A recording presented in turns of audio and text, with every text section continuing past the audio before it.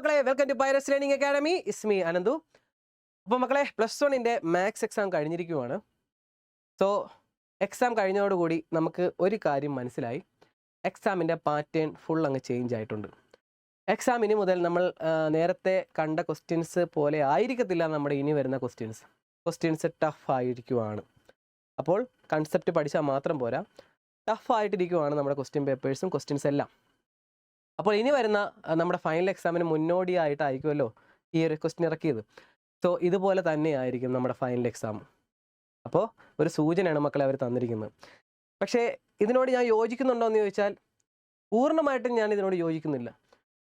കാരണം എനിക്ക് 2-3 കാര്യങ്ങൾ പറയാനുള്ളത് വെച്ചാൽ, ഈ ക്വസ്റ്റ്യൻസ് ഭയങ്കര എളുപ്പമായിരുന്നു. കഴിഞ്ഞ പ്രീവിയസ് ഇയർ 2-3 വർഷത്തേക്ക് വെച്ച് നോക്കുവാണെങ്കിൽ ഭയങ്കര എളുപ്പമായിരുന്നു അന്നത്തെ ക്വസ്റ്റ്യൻസ്.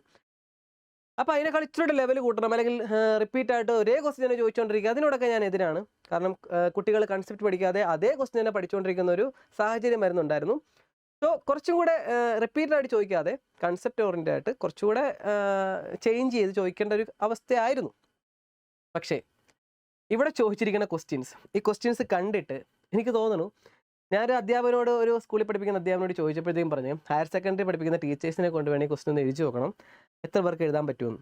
കാരണം പെട്ടെന്ന് ക്വസ്റ്റ്യൻ കണ്ടാൽ പോലും തിരിച്ചറിയാൻ പറ്റത്തില്ല ഇതിൻ്റെ ആൻസർ എന്താവും എന്നുള്ളത്. പെട്ടെന്നൊരു അധ്യാപനം കണ്ടാൽ പോലും പെട്ടെന്ന് തിരിച്ചറിയാൻ പറ്റത്തില്ല. ശരിക്കും പറഞ്ഞാൽ JEE ലെവൽ എൻട്രൻസ് എഴുതാൻ പോകുന്ന കുട്ടികൾക്ക് ഓക്കെയാണ്, അവർക്ക് ഈ ലെവൽ ക്വസ്റ്റ്യൻസ് ചെയ്ത് പഠിക്കണം. പക്ഷെ ഞാൻ പറയുന്നത്, എല്ലാ കുട്ടികളും ആ ഒരു ഫീൽഡിലേക്ക് പോകുന്നവരല്ലല്ലോ. അവരുടെ എന്താ പറയുക, ചിലപ്പോൾ ഫിസിക്സിനോടോ കെമിസ്ട്രിയോടോ അല്ലെങ്കിൽ നേഴ്സിങ്ങിന് പോകാൻ ആഗ്രഹമുള്ള കുട്ടികളായിരിക്കും സയൻസ് എടുത്ത് വന്നിരിക്കുന്നത്. അപ്പോൾ അങ്ങനെയുള്ള കുട്ടികൾക്ക് അതിൻ്റെ കൂടെ പഠിക്കേണ്ട ഒരു സബ്ജക്റ്റായിട്ട് മാറിയതാണ് മാത്സ്. സോ അവരെന്തിനാണ് ഇത്രയും ഫോക്കസ് ചെയ്ത് ഇത്രയും ടഫുള്ള ക്വസ്റ്റ്യൻസ് ഇടുന്നതെന്നാണ് എൻ്റെ ഒരു ചോദ്യം. JEE ഓറിയൻറ്റഡ് ആയിട്ട് പഠിക്കുന്ന കുട്ടികൾക്കൊക്കെ ഇങ്ങനത്തെ ക്വസ്റ്റ്യൻസ് വേണം, ഈ ലെവൽ അല്ലെങ്കിൽ ഇതിനേക്കാൾ ലെവൽ കൂടി ക്വസ്റ്റ്യൻസ് വേണം. പക്ഷേ ഇപ്പോൾ ഇത് കഴിഞ്ഞ് ഡിഗ്രി വേറെ ഏതെങ്കിലും സുവോളജി, ബോട്ടണി അങ്ങനെയുള്ള ഡിഗ്രി സ്ട്രീം സെലക്ട് ചെയ്യുന്ന കുട്ടികളോ, അല്ലെങ്കിൽ BTech ലെവലിൽ പോകാതെ വേറെ വല്ല ഫീൽഡിൽ പോകുന്ന കുട്ടികളോ, മെഡിസിൻ ഫീൽഡിൽ പോകുന്ന കുട്ടികൾക്ക് പോലും ഇതിൻ്റെ ആവശ്യമൊന്നുമില്ല മാത്സിൻ്റെ ഒന്നും. അപ്പോൾ അങ്ങനെയുള്ള കുട്ടികൾക്ക് എന്തിന് ഇത്രയും ടഫുള്ള ക്വസ്റ്റ്യൻസ് പഠിക്കണം എന്നാണ് എൻ്റെ ഒരു ചോദ്യം. ഇത് ശരിക്കും പറഞ്ഞാൽ അവരുടെ ക്വസ്റ്റ്യൻസ് ഇടുന്നവരുടെ ആ ഒരു ലെവൽ കാണിക്കാൻ വേണ്ടി, ഞാൻ എപ്പോഴും പറയുന്ന പോലെ, അതുകൊണ്ടാണ് ആ ലെവലിലാണ് ക്വസ്റ്റ്യൻസ് ഇട്ടിരിക്കുന്നത്. ഇതിൻ്റെ ക്വസ്റ്റ്യൻ പേപ്പർ ഒന്ന് പെട്ടെന്ന് അനലൈസ് ചെയ്യാനാണെങ്കിൽ ഇതിൻ്റെ ഫുള്ളായിട്ടുള്ള ആൻസർ കീ ഞാൻ ഉടനെ തന്നെ പബ്ലിഷ് ചെയ്യാം മക്കളെ. ആൻസർ കീ ഉടനെ പബ്ലിഷ് ചെയ്യും. അപ്പോൾ നിങ്ങൾക്ക് മനസ്സിലാവും. എനിക്ക് മനസ്സിലായി എല്ലാ കുട്ടികൾക്കും ടഫായിരുന്നു എക്സാം. മനസ്സിലായി മക്കളെ, എനിക്ക് കാര്യം മനസ്സിലായിട്ടുണ്ട്. ടഫായിരുന്നു എക്സാം. ഇപ്പോൾ ഇതുമായിട്ട് സംബന്ധിച്ച് ഇഷ്ടംപോലെ വീഡിയോസ് നിങ്ങൾക്ക് യൂട്യൂബിൽ കാണാം. ശരിക്കും പറഞ്ഞാൽ ഒരു 7 മണിക്കൂർ 8 മണിക്കൂറൊക്കെ ലൈവ് എടുത്ത യൂട്യൂബിൽ പഠിപ്പിക്കുന്ന അധ്യാപകരുടെ വീഡിയോസ് ഞാൻ കണ്ടു ഇന്നലെയൊക്കെ. എത്രത്തോളം എഫേർട്ട് എടുത്ത് അവർ പഠിപ്പിക്കുന്നത്. ശരിക്കും എനിക്ക് മനസ്സിലായി, പ്രെഡിക്റ്റ് ചെയ്യുന്ന ക്വസ്റ്റ്യൻസ് വരരുതെന്ന ഉദ്ദേശത്തോടെ ആണ് ക്വസ്റ്റ്യൻ തയ്യാറാക്കിയിരിക്കുന്നത്. പ്രഡിക്ഷൻ, അതിനെ തകർക്കുന്ന രീതിയിലാണ് ക്വസ്റ്റ്യൻ തയ്യാറാക്കുക. പക്ഷേ ഏത് സ്കൂളിൽ പഠിപ്പിക്കുന്ന ടീച്ചേഴ്സും എന്താ പറയുന്നത്, അവരുടെ അവസ്ഥ എന്താവും? എനിക്കൊന്നും പറയാനില്ല. ശരിക്കും പറഞ്ഞാൽ പഠിപ്പിക്കുന്നവരോട് ചെയ്തൊരു ചതിയായിപ്പോയി. കാരണം കുട്ടികളെല്ലാം പറയുന്നത് എന്താണ്, ടീച്ചേഴ്സ് പഠിപ്പിച്ചൊന്നും വന്നിട്ടില്ല, ടീച്ചർ പഠിപ്പിക്കുന്നു ഒന്നും അല്ല വരുന്നത് എന്നുള്ള രീതി ടീച്ചേഴ്സിനെ കുറ്റം പറയത്തുള്ളൂ. പക്ഷേ മക്കളെ, ഞാനും പറയുവാണ്, ഞങ്ങളെല്ലാം ഹെൽപ്ലെസ് ആണ്. കാരണം ഇങ്ങനത്തെ ഒരു ക്വസ്റ്റ്യൻ പ്രതീക്ഷിച്ചിട്ടില്ല, സത്യം പറയാമല്ലോ. ഇച്ചിരി ലെവൽ കൂടുമെന്നറിയായിരുന്നു. പക്ഷേ ഇത് +2 കുട്ടികൾ ഇപ്പോൾ എഴുതിയ എക്സാമിനേക്കാളും കുറച്ചുകൂടെ ടഫായിരുന്നു എക്സാം. ഫസ്റ്റത്തെ എക്സാം വളരെ എളുപ്പമായിരുന്നു, അത് കുഴപ്പമൊന്നുമില്ല. ഫസ്റ്റത്തെ എക്സാം അല്ല, ഫസ്റ്റത്തെ ക്വസ്റ്റ്യൻ എളുപ്പമായിരുന്നു. ഇതൊക്കെ ഭയങ്കര എളുപ്പമായിരുന്നു. ഇത് നോക്കിയേ, മോഡ് X +1 സാധാരണ ചോദിക്കാറുള്ള, പക്ഷേ അതിനകത്ത് നിന്ന് വീണ്ടും -1 എന്ന് പറയുമ്പോൾ മോഡ് X+ എന്ന് പറയുമ്പോൾ ഇവിടെ വരും ഏകദേശം. അതിൽ നിന്ന് ഒരടി താഴത്തേക്ക് വരുന്ന രീതിയിലാണ് നമ്മുടെ ക്വസ്റ്റ്യൻ ചോദിച്ചത്. ഇങ്ങനെ വരും, -1ൻ്റെ നേരെ ആയിരിക്കും അതിൻ്റെ വരുന്നത്. സോ ആ രീതിയിലാണ് ക്വസ്റ്റ്യൻ ചോദിച്ചിരിക്കുന്നത്. എനിക്കറിയത്തില്ല എത്ര കുട്ടികൾ അത് എഴുതിയിട്ടുണ്ടെന്ന്. എന്നിട്ട് അതിൻ്റെ ഡൊമൈൻ റേഞ്ച് കണ്ടുപിടിക്കുക. മിക്കവർക്ക് തെറ്റിപ്പോയി കാണും. ഒരു ക്വിക്ക് റിവ്യൂ ആണ് കേട്ടോ മക്കളെ ഞാൻ പറയുന്നത്. ഇതിൻ്റെ ഡീറ്റെയിൽഡ് ഞാൻ വരും കേട്ടോ, ഡീറ്റെയിൽ ആയിട്ട് വരാം.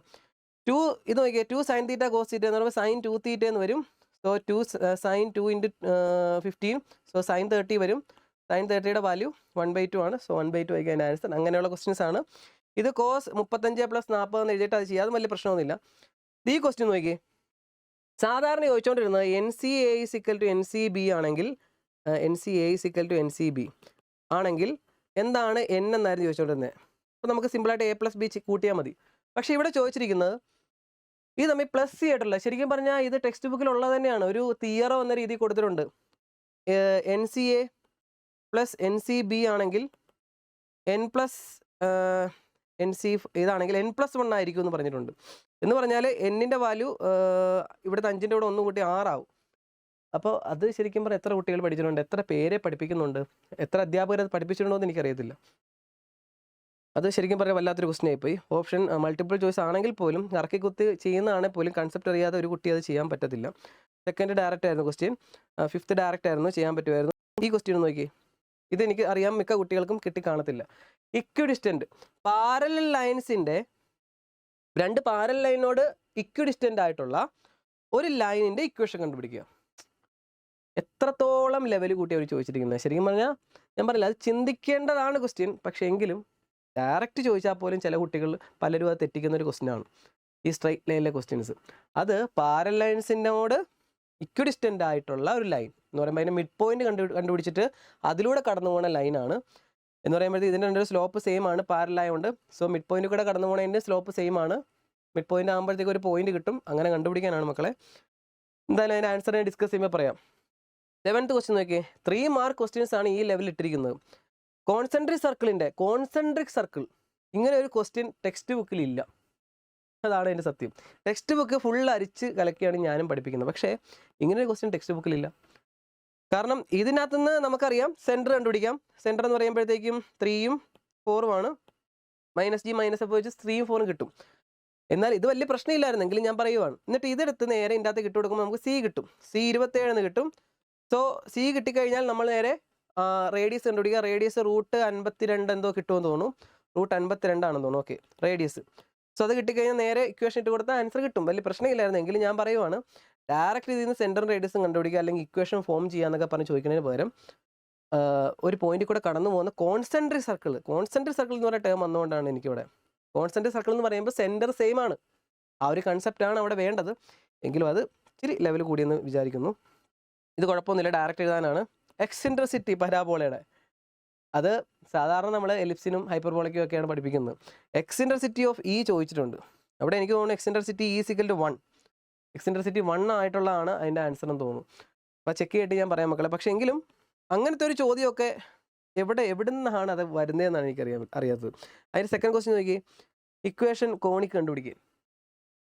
ഈ ഒരു ടൈപ്പ് ക്വസ്റ്റ്യൻ വന്നിട്ട് ഞാൻ പറയാം ഒരു 10 വർഷത്തോളമായി, 10-15 വർഷത്തോളമായി ഇങ്ങനെ ഒരു ക്വസ്റ്റ്യൻ ചോദിച്ചിട്ട്. ഡയറക്റ്റ് അല്ലെങ്കിൽ x²+, നമുക്കറിയാം ജനറൽ സ്റ്റാൻഡേർഡ് ഫോം, ആ രീതിയിലാണ് അത് ചോദിക്കേണ്ടത്. പക്ഷെ അതിന് പകരം അവർ ചോദിച്ചിരിക്കുന്നത് എല്ലാം കണ്ടു കഴിഞ്ഞാൽ ഒരേപോലെ ഇരിക്കും. ആ രീതിയിൽ കുട്ടികൾ എഴുതരുത്. മനസ്സിലായോ? കുട്ടികളെ അത്രയും ചിന്തിച്ച് എഴുതരുത് എന്നുള്ള രീതിയിൽ തന്നെ ഇട്ടിരിക്കുക.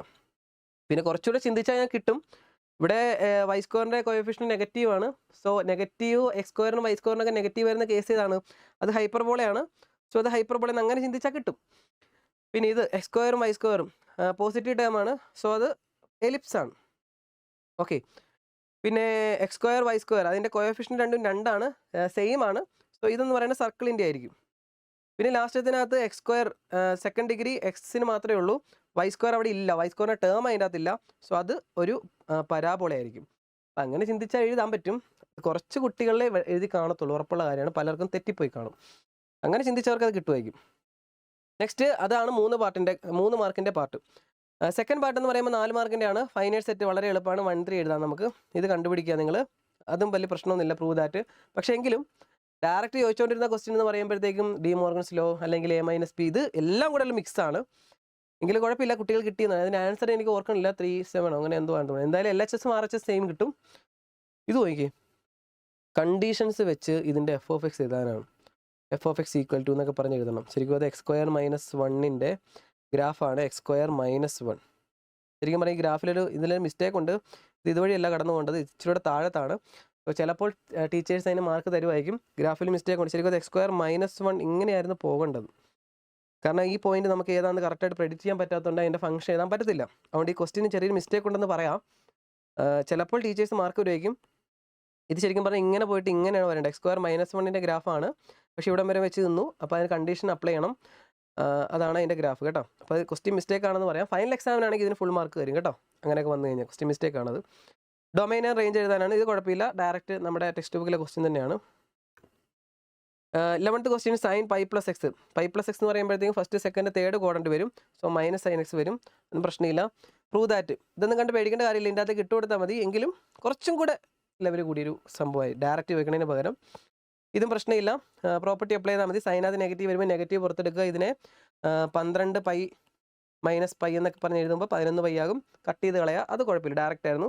പക്ഷെ അതിന് നോക്കിയാൽ മക്കളെ, കഴിഞ്ഞ വർഷമൊക്കെ, കഴിഞ്ഞതിൻ്റെ മുമ്പത്തെ വർഷമാണെന്ന് 3 മാർക്കിന് വരെ ചോദിച്ചുകൊണ്ടിരുന്ന ക്വസ്റ്റ്യൻ ആണ് അവർ 1 മാർക്കിനാക്കിയിരിക്കുന്നത്. 1 മാർക്ക് 3 മാർക്ക് വരെ ചോദിച്ചിട്ടുള്ള ക്വസ്റ്റ്യൻ ആണ്. അതിന് 1 മാർക്ക് ഇട്ടിരിക്കുന്നതിൻ്റെ കാര്യം എനിക്കറിയാൻ മേലെ. ഇത് നോക്കിയേ, അടുത്തത് ഇതൊക്കെ 3 മാർക്കിന് ചോദിച്ചുകൊണ്ടിരുന്ന ക്വസ്റ്റ്യൻ ആണ്. I/10, I/11, I/12, I/13 എല്ലാം കണ്ടുപിടിച്ചിട്ട് കൂട്ടി കഴിയുമ്പോൾ ഒരു 0 എന്ന് പറഞ്ഞ ആൻസറാണ് കിട്ടുന്നതെന്ന് തോന്നുന്നു. 0 ആണ് ആൻസർ. ഞാൻ ഫുൾ ആൻസർ ഞാൻ ചെക്ക് ചെയ്തിട്ടില്ല മക്കളെ, എങ്കിലും കണ്ടത് വെച്ച് ഞാൻ പറയുവാണ്. 0 ആണ് അതിൻ്റെ ആൻസർ. അപ്പം ഇത് 3 മാർക്കിന് ചോദിക്കേണ്ട ക്വസ്റ്റ്യൻ ആണ്, മൾട്ടിപ്പിൾ ചോയ്സ് ആയിട്ടാണ് ചോദിക്കുന്നത്. പലർക്കും സമയം തികയാൻ സാധ്യത ഇല്ലെന്നുള്ളതാണ് സത്യം. 2 മണിക്കൂറിൽ എഴുതി തീർക്കാനുള്ളത് അല്ലത് കേട്ടോ. ഇത് കുഴപ്പമില്ല, കണ്ടുപിടിക്കാം. മൾട്ടിപ്പിൾ ഇൻവേഴ്സ് കണ്ടുപിടിക്കാം. ഇതൊക്കെ നിങ്ങൾ ഇന്നലെ ക്ലാസ് കണ്ടും ഓൺലൈൻ ലൈവ് ക്ലാസ് കണ്ടൊക്കെ പഠിച്ച കുട്ടികളാണെങ്കിൽ ഇതൊക്കെ അവർ പറഞ്ഞിട്ടുണ്ട്. പക്ഷെ അവർ പറയാത്ത, അല്ലെങ്കിൽ അവർക്ക് പോലും പ്രെഡിക്റ്റ് ചെയ്യാൻ പറ്റാത്ത രീതിയിലുള്ള ക്വസ്റ്റ്യൻസ്. സ്കൂളിലെ ടീച്ചേഴ്സൊക്കെ ആണെങ്കിലും കഷ്ടപ്പെട്ട് എക്സാമിൻ്റെ തലേദിവസവും അതിൻ്റെ തലേദിവസവും ഒക്കെ ചിലപ്പോൾ നിങ്ങളുമായിട്ട് കോൺടാക്ട് ചെയ്ത് ഇത് പഠിച്ചോണം എന്ന് പറഞ്ഞു തരുമായിരിക്കും. അവരെ പോലും ഞെട്ടിച്ചിട്ടുണ്ട് കേട്ടോ. ഇത് കുഴപ്പമില്ല, ഡയറക്റ്റ് ക്വസ്റ്റ്യൻ ആണ്. ഇതും കുഴപ്പമില്ല, ഡയറക്റ്റ് ക്വസ്റ്റ്യൻ ആണ്. ഇത് രണ്ടും ഇനീക്വാലിറ്റി ക്വസ്റ്റ്യൻസ്. ചില ക്വസ്റ്റ്യൻസ് സമാധാനം ഉള്ളതാണ്, ഡയറക്റ്റ് ക്വസ്റ്റ്യൻ ആണ്. മക്കളെ ഇത് നോക്കിയാൽ സം ഓഫ് ദി കോഎഫിഷ്യൻ്റ് ആണ്. കാരണം അവിടെ സാധാരണ വികാരമുള്ള നമ്പർ ഓഫ് കോഎഫിഷ്യൻസ് ആണ്. അപ്പോൾ n+1 എഴുതണം. ഇവിടെ നമ്പർ ഓഫ് കോഎഫിഷ്യൻ്റ് അല്ല അവർ തന്നിരിക്കുന്നത്, സം ഓഫ് കോഎഫിഷ്യൻ്റ് ആണ്. 2n ആണ് അതിൻ്റെ ആൻസർ. ഓക്കെ, അപ്പോൾ ഇത് കഴിഞ്ഞ വർഷത്തെ ഫൈനൽ എക്സാമിന് ചോദിച്ച ക്വസ്റ്റ്യൻ ആണ്. പക്ഷെ അത് ഞാൻ പറഞ്ഞില്ലേ, അത് സാധാരണ ചോദിക്കുന്നതിനേക്കാളും ഇച്ചിരി കൂടെ ലെവൽ കൂടി. ബൈനോമിയൽ തിയറം വെച്ച് ഇത് ആൻസർ കണ്ടുപിടിക്കാനാണ് മക്കളെ. എനിക്ക് തോന്നുന്നു 92 98 എന്തോ കിട്ടുമെന്ന് തോന്നി ഇതിൻ്റെ ആൻസർ. പക്ഷേ ഞാനിത് ഇന്നലെ വീഡിയോ ഇട്ടിട്ടുണ്ടായിരുന്നു, അതിൻ്റെ മൈനസ് ആയിരുന്നു. അപ്പോൾ അതിന് പകരം പ്ലസ് ആണ്. സെയിം ക്വസ്റ്റ്യൻ തന്നെയാണ് വന്നിരിക്കുന്നത്, സെയിം ടേംസ് തന്നെയാണ്. പ്ലസ്സിന് പകരം ഞാൻ മൈനസ് ഇട്ടാണ് ഇന്നലെ ചെയ്യിപ്പിച്ചത്. ഞാൻ പഠിച്ചുകൊണ്ട് പോകണമെന്ന് പറഞ്ഞായിരുന്നു. അത് പ്ലസ് ഇട്ട് ചെയ്യുക, സാധാരണ പോലെ ചെയ്യുക. ലാസ്റ്റത്തെ മറ്റേ നമ്മുടെ ഹൈപ്പർബോളയുടെ കണ്ടുപിടിക്കാനാണ്. 144 വെച്ച് ഡിവൈഡ് ചെയ്യുക, വലിയ പ്രശ്നമില്ല, ഡയറക്റ്റ് കിട്ടുന്ന ക്വസ്റ്റ്യൻ ആണ്. 4 മാർക്കിൻ്റെ ക്വസ്റ്റ്യൻ ആണത്. ഓക്കെ, ഇത് ഓക്കെ 3 ഡയമെൻഷണൽ ജോമെട്രി. ഇത് ഞാൻ പറഞ്ഞ ലാബ് എക്സാം അല്ല, ലാബുമായിട്ട് കണക്ട് ചെയ്തതാണ്. മാത്സിൻ്റെ ലാബില്ലേ, അതുമായിട്ട് കണക്ട് ചെയ്തിട്ടുള്ള രീതിയിലാണ് ചോദിച്ചത്. ലാബ് പഠിപ്പിക്കുന്ന സ്കൂളുകളിലൊക്കെ, അല്ലെങ്കിൽ ലാബ് ഫസ്റ്റ് ഇയറിൽ സാധാരണ തുടങ്ങാറില്ല, സെക്കൻഡ് ഇയർ തുടങ്ങാറുള്ളൂ. അപ്പോൾ ലാബുമായിട്ട് കണക്ഷൻ ഉണ്ടെങ്കിൽ ഇത് പെട്ടെന്ന് മനസ്സിലാവും. ഇത് ഇങ്ങനത്തെ ഒരു ക്വസ്റ്റ്യൻ ടെക്സ്റ്റ് ബുക്കിൽ ഇല്ല എന്നുള്ളതാണ് സത്യം. പോയിന്റ്സ് നമുക്ക് പറയാൻ പറ്റും, പക്ഷെ ഒരു ഫിഗറിൽ നിന്ന് പോയിന്റ്സ് കണ്ടുപിടിക്കുക എന്നുള്ള ടെക്സ്റ്റ് ബുക്കിൽ ഇല്ലത്. പക്ഷേ ഇത് വലിയ പ്രശ്നമില്ലായിരുന്നു, കുട്ടികൾക്ക് എല്ലാം ഇവിടെ ഡയറക്റ്റ് എഴുതാൻ പറ്റും. ആദ്യം x, പിന്നെ y, പിന്നെ z എന്ന രീതിയിൽ എഴുതി കഴിഞ്ഞാൽ ഓരോ പോയിന്റും കണ്ടുപിടിക്കാൻ പറ്റും, വലിയ പ്രശ്നമില്ല. എങ്കിലും ടെക്സ്റ്റ് ബുക്കിൽ ഇങ്ങനത്തെ ഒരു ക്വസ്റ്റ്യൻ ഒരെണ്ണമെങ്കിൽ എക്സാമ്പിളായിട്ട് കൊടുത്തിട്ടുണ്ടായിരുന്നെങ്കിൽ കൊള്ളാമായിരുന്നു. പക്ഷേ അത് കൊടുക്കാതെയാണ് ഇങ്ങനത്തെ ക്വസ്റ്റ്യൻ ചോദിച്ചിട്ടുള്ളത്. ഓക്കെ, അടുത്ത റേഡിയസ് സെൻട്രൽ ആംഗിൾ കണ്ടുപിടിക്കാനാണ്, പ്രശ്നമില്ല. ലെങ്ത് ഓഫ് ദി ആർക്ക് അല്ലേ, ലെങ്ത് ഓഫ് ദി ആർക്കിൻ്റെ ഇക്വേഷനാണ്. L = r θ വെച്ച് ചെയ്യാം നമുക്കത്, നോ പ്രോബ്ലം. ഗ്രാഫ്, കോസെക്സിൻ്റെ ഗ്രാഫ്, ഇപ്പോൾ ട്രിഗ്നോമെട്രിക് ഫംഗ്ഷൻ്റെ ഗ്രാഫ് ചോദിച്ചു തുടങ്ങിയിട്ടുണ്ട് കേട്ടോ മക്കളെ. ഫൈനൽ എക്സാമിന് ഉറപ്പായിട്ടും അപ്പോൾ കാണും എന്ന് പ്രതീക്ഷിക്കാം. ലാസ്റ്റത്തെ പ്രൂവ് ദാറ്റ് ആണ്, കുഴപ്പമില്ല, ഡയറക്റ്റ് ആണത്, ടെക്സ്റ്റ് ബുക്കിലുള്ളത് തന്നെയാണത്. 18ാമത്തെ ക്വസ്റ്റ്യൻ, എസ് എ ക്വസ്റ്റ്യൻ വലിയ പ്രശ്നമില്ലായിരുന്നു. എസ് എ ക്വസ്റ്റ്യൻ മറ്റേതുമായിട്ട് കമ്പയർ ചെയ്യുമ്പോൾ അത്ര പ്രശ്നമില്ലായിരുന്നു. ഇത് ഇച്ചിരി പ്രശ്നമായിരുന്നു ഫസ്റ്റത്തത്, പെർമിറ്റേഷനിലെ. ഇത് ശരിക്കും പറഞ്ഞാൽ ഇത് കാൽക്കുലേറ്റർ അടിച്ച് ചില കുട്ടികൾ നോക്കിയിട്ട് 3000 സംതിങ് കിട്ടും. പക്ഷെ എന്നിട്ട് ചെയ്ത കുട്ടികളുണ്ട്. 2 മാർക്കിൻ്റെ ക്വസ്റ്റ്യൻ ആണ് മക്കളെ. ഇത് ശരിക്കും പറഞ്ഞാൽ ടെക്സ്റ്റ് ബുക്കിൽ എവിടെ ഒളിഞ്ഞു കിടക്കുന്ന ഒരു ഇക്വേഷൻ പോലൊരു തിയറം പോലൊരു സാധനമാണ്. NCR + R × NCR-1 = n+1 CR. അങ്ങനെയാണെങ്കിൽ R എന്ന് പറയണത് അങ്ങനെയാണെങ്കിൽ R എന്ന് പറയുന്നത് ഇവിടെ എന്തായിരിക്കും, ആ രീതി കിടക്കുകയാണെങ്കിൽ R എന്ന് പറയുന്നത് 5 ആയിരിക്കും. അപ്പം അങ്ങനത്തെ രീതിയിൽ നമുക്ക് വേണം എഴുതാം. R എന്ന് പറഞ്ഞാൽ 5 കിട്ടും എന്തായാലും. അല്ലെങ്കിൽ ഇതിനെ സോൾവ് ചെയ്ത് 9p5 എന്ന് പറയുമ്പോൾ 9 ഫാക്ടോറിയൽ ബൈ 9 - 5 4 ഫാക്ടോറിയൽ + 5 × 9 / 5 ഫാക്ടോറിയൽ. അങ്ങനെ ഇക്വേഷൻ വെച്ച് അപ്ലൈ ചെയ്തിട്ട് 5 ഫാക്ടോറിയൽ ഇവിടുത്തെ ഒരു 5 കട്ട് ചെയ്ത് കളഞ്ഞ് 5 ഫാക്ടോറിയലും 5 കേട്ടോ. 5 ഫാക്ടോറിയൽ നമുക്ക് 5 × 4 ഫാക്ടോറിയൽ ചെയ്തല്ല. അങ്ങനെ 5 കട്ട് ചെയ്ത് കളഞ്ഞ് എഴുതി സിംപ്ലിഫൈ ചെയ്ത് വേണേൽ കണ്ടുപിടിക്കാം. ചെയ്ത് കാണും കുട്ടികൾ. പക്ഷേ ഇത് ആ തിയറം ബേസ്ഡ് ആണ് ചോദ്യം ചോദിച്ചിരിക്കുന്നത്. സമയം എടുക്കും, അതാണ് ഞാൻ പറയുന്നത്. 2 മാർക്കിനൊന്നും അല്ല ചോദിക്കേണ്ടത് ശരിക്കും പറഞ്ഞാൽ.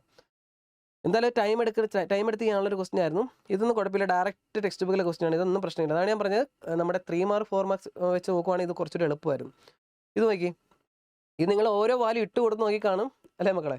ശരിക്കും ഇത് ജോമെട്രിക് മീൻ എന്ന് പറയുന്ന കൺസെപ്റ്റ്, √AB √2 √AB/2 അല്ല √AB എന്ന കൺസെപ്റ്റ് വെച്ചാണത്. അപ്പോൾ ഇവിടെ x × x²/2 x²/2 √8ൻ്റെ ഇതെന്ന് പറയുമ്പോൾ 8. So x² 16. സോ x എന്ന് പറയുമ്പോൾ 4 കിട്ടും. 4 കിട്ടും. സാധാരണ ഇതിലെ മിഡിൽ ടേം കണ്ടുപിടിക്കാനായിരുന്നു. അവർ മിഡിൽ ടേം തന്നിട്ടുണ്ട്, ബാക്കി അപ്പുറത്തുള്ള ടേംസ് കണ്ടുപിടിക്കുക എന്ന് പറഞ്ഞാൽ എക്സ് കണ്ടുപിടിക്കുക.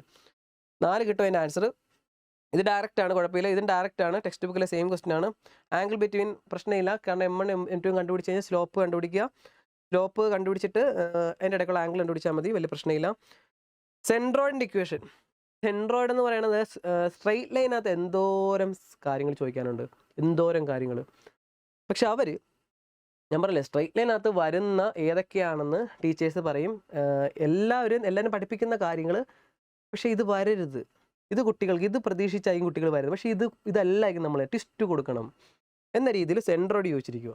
x1 + x2 + x3/3 എന്നുള്ള രീതിയിൽ x1 + x2 + x3 3 ടേംസ് തന്നിട്ടുണ്ട്. അത് വെച്ച് കണ്ടുപിടിക്കാനാണ്. അപ്പോൾ അതിനകത്ത് വാല്യൂ കിട്ടും 47 എന്ന് പറയുന്നത് കിട്ടും ആൻസർ. ഓക്കെ, ഇത് വലിയ പ്രശ്നമില്ല. ഡിസ്റ്റൻസ് ഫ്രം ഒറിജിനിൽ നിന്ന് ഡിസ്റ്റൻസിലേക്കുള്ള ഒറിജിനിൽ നിന്ന് ലൈനിലേക്കുള്ള ഡിസ്റ്റൻസ് √(x² + y² എന്ന് എഴുതി 1 മാർക്ക്. അതൊന്നും പ്രശ്നമില്ലായിരുന്നു. പക്ഷേ ടോട്ടലി പറയുകയാണെങ്കിൽ ഞാൻ പറയില്ല മക്കൾ. പിന്നെ വേറൊരു കാര്യം, ലിമിറ്റ്സ് ആൻഡ് ഡെറിവേറ്റീവ് ഇവിടെ പോയി. ലിമിറ്റ്സ് ആൻഡ് ഡെറിവേറ്റീവ് എന്തുകൊണ്ട് ചോദിച്ചില്ല? പിന്നെ എന്തുകൊണ്ട് എക്സാം പോർഷനിനകത്ത് ലിമിറ്റ് ആൻഡ് ഡെറിവേറ്റീവ്സ് ഇതെന്തുകൊണ്ട് പിന്നെ ഉൾപ്പെടുത്തി? അതാണ് എൻ്റെ ചോദ്യം. കുട്ടികൾ കുറേ അധികം സമയം കളഞ്ഞാൽ ലിമിറ്റ്സ് ആൻഡ് ഡെറിവേറ്റീവ് പഠിക്കാനായിരുന്നു. അല്ലെങ്കിൽ പിന്നെ അത് സിലബസിൽ ഉൾപ്പെടുത്തരുത്.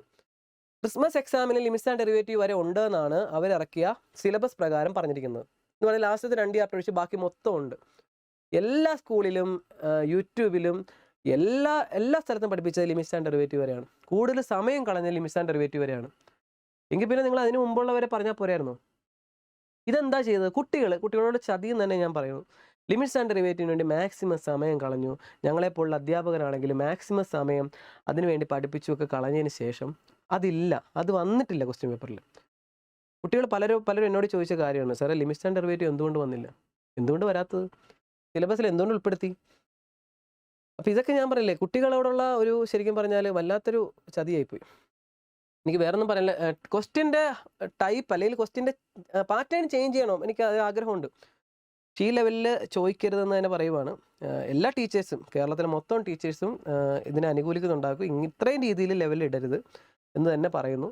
ഇത്രയും രീതിയിലൊക്കെ ലെവൽ ഇട്ട് കഴിഞ്ഞാൽ തോൽക്കുന്ന കുട്ടികളുടെ എണ്ണം കൂടും. ഒന്നാമതേ തോൽവി ഇപ്പോൾ 2 വർഷമായിട്ട് കുഴപ്പമില്ല. മാത്സ് വലിയ രീതിയിൽ മാത്സ് പക്ഷേ ഭയങ്കര എളുപ്പമായി കഴിഞ്ഞു. 2 വർഷമായിട്ട് അത്ര എളുപ്പമാക്കണമെന്ന് ഞാൻ പറയുന്നില്ല, എങ്കിലും കുറച്ച് ലെവൽ കൂട്ടാം. പക്ഷേ ഇത്രയും ലെവലിൽ എല്ലാ ക്വസ്റ്റിനും അതേ ലെവലിൽ ഇടരുത് എന്ന് ഞാൻ പറയുവാണ്. ഇതിൻ്റെ പേരിൽ ഇപ്പോൾ കുറേ ചാനലുകൾ ഇപ്പം വീഡിയോസ് ചെയ്യും.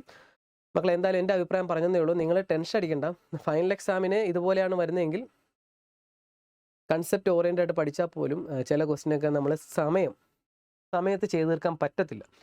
അതുകൊണ്ട് ഫൈനൽ എക്സാമും ഇനി വരുന്ന മോഡൽ എക്സാമും കൂടെ കണ്ടു കഴിയുമ്പോൾ നമുക്ക് മനസ്സിലാകും എങ്ങനെയായിരിക്കും നമ്മുടെ ലെവൽ എന്നുള്ളത്. ഓക്കെ, പക്ഷേ ഇത് ക്രിസ്മസ് എക്സാമിന് ഈ ലെവൽ ക്വസ്റ്റ്യൻ ഇട്ടിട്ടുണ്ടെങ്കിൽ ഉറപ്പിച്ചോണം, ഫൈനൽ എക്സാമിന് മുമ്പുള്ളൊരു മുന്നോടിയായിട്ടാണ് അവർ പറഞ്ഞിരിക്കുന്നത്. ഒരു സൂചനയാണിത്. അപ്പോൾ നല്ല രീതിയിൽ പഠിച്ചില്ലേ മക്കളെ, തോറ്റു പോകുന്ന 100% ഞാൻ ഉറപ്പ് പറയുവാണ്.